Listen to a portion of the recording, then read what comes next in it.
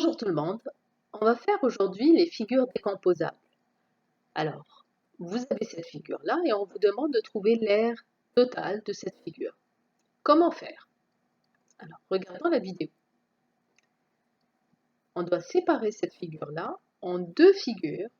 Dans ce cas-là, c'est deux quadrilatères. Vous avez un rectangle et un carré. Alors, on connaît bien l'aire d'un rectangle, la base fois la hauteur, et l'aire du carré, c'est côté fois côté. Mais on aurait pu aussi décomposer, séparer cette figure autrement. Et oui, avec deux rectangles.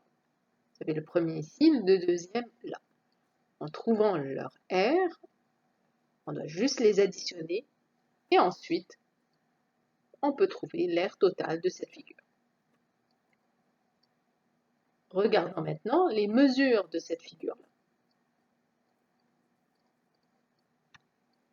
Vous pouvez constater qu'ici, il y a 10 cm, 12, 6, 16. Et pour trouver cette mesure manquante, ici, qu'est-ce qu'on fait? On a juste à additionner ces deux mesures-là, 12 plus 6, et on obtient cette mesure de 18 cm.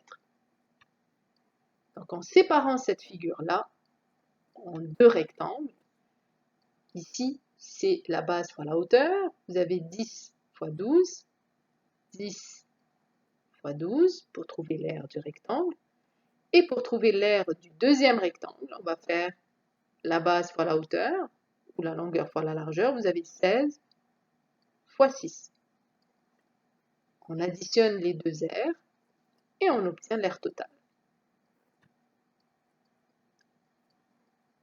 L'autre possibilité, c'est de découper cette figure-là autrement, en trouvant donc ici avec le rectangle et le carré. Ici, pour le rectangle, vous avez 10 cm, la largeur, et vous avez la longueur ici qui est l'addition de ces deux mesures-là, qui nous donne 18. Donc, 10 fois 18. Ensuite, on a un carré ici. Un carré, son côté est de 6, et l'autre partie, c'est 6. Et comment on a trouvé cette mesure-là? On a fait 16 moins 10, et on a obtenu cette mesure-là. C'est pour ça qu'on a compris que c'était un carré, et on a fait 6 fois 6 pour obtenir son aire.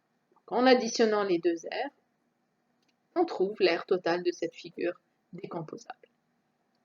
Et les deux aires, que ce soit de cette manière ou de la manière précédente, ça va être une aire équivalente, pareil. Prenons un autre exemple. Alors, vous avez la figure suivante et on se demande en combien de figures on va la diviser, la séparer. 3 parties. Vous avez un trapèze, un rectangle et un deuxième rectangle. Mais oui, il y avait une autre manière de séparer cette figure-là. Effectivement, un rectangle, un triangle et un carré. En additionnant leur aire, on obtient l'aire totale de cette figure. Regardons les mesures. 8 cm ici. Ici, ça c'est la hauteur du triangle, 5 cm, mais aussi la hauteur du trapèze. Vous vous rappelez là, quand on la découpe ici, on obtient un trapèze rectangle. Ensuite, vous avez cette mesure-là qui est de 4 cm. Ici, 4 cm. Et là, vous allez me dire, mais c'est combien ici? Alors, qu'est-ce qu'on fait pour trouver cette mesure-là qui est équivalente à cette mesure-là? On va prendre ce 12 cm moins 8 cm qui est là, et on obtient 4 cm. Donc ici, la base de ce triangle, c'est 4 cm. Ici, c'est pareil, 4 cm. Et vous voyez, de ce côté, 4 cm. Donc en séparant ici, ici, vous avez un carré. Ce côté-là, c'est l'addition de ces trois mesures. Vous avez 5 plus 4, 9, plus 4, 13 cm. Alors, regardons qu'est-ce que ça donne en séparant cette figure-là. Vous avez l'aire de ce rectangle-là, base fois hauteur, ou longueur fois largeur, 8 par 13. Regardez, 8 fois 13, 13 étant la somme de ces mesures-là. Vous avez un triangle ici, vous avez la base fois la hauteur, qui est 5, donc 4 fois 5, divisé le tout par 2. Et ensuite, vous avez un pareil ici, c'est 4 fois 4. Et ensuite, on additionne les aires, les 3 aires ici, pour nous donner l'aire totale de cette figure.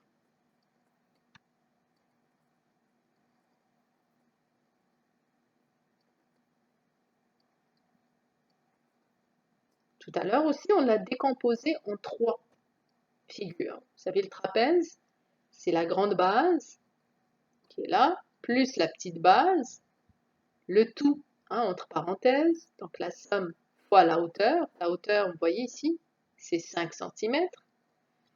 Le tout divisé par 2. Donc on a l'aire de ce trapèze-là. Ensuite, l'aire de ce rectangle qui se situe ici. Vous avez 4 cm par 8. 4 fois 8 ou 8 fois 4, ça revient au même. Et on a l'aire de ce rectangle. Le deuxième rectangle ici, vous avez ici la base, c'est 12, fois la hauteur qui est 4. Et ensuite, on additionne les 3 aires pour obtenir l'aire totale de cette figure.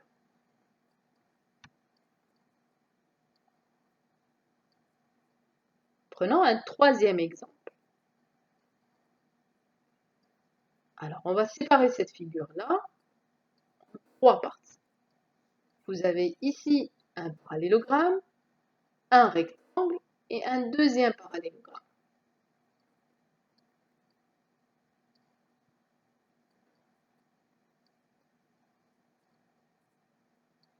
Voici ces mesures. Vous avez un parallélogramme ici. Pour rappeler l'aire d'un parallélogramme, la base fois la hauteur, la base fois la hauteur. Alors la base, c'est 10, elle est équivalente à celle-ci, c'est 10. Et ici, la hauteur, vous voyez, c'est bien 6 cm. Ensuite, vous avez le rectangle, vous avez sa base c'est tout ça, qui est équivalent à tout ça.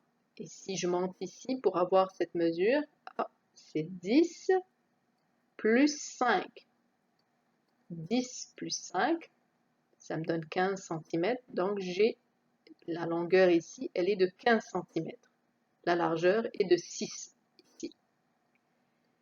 Pour le deuxième parallélogramme, vous avez 10 cm qui est la base et la hauteur ici, elle est inscrite ici, c'est 6 cm. Donc on additionne tout ça.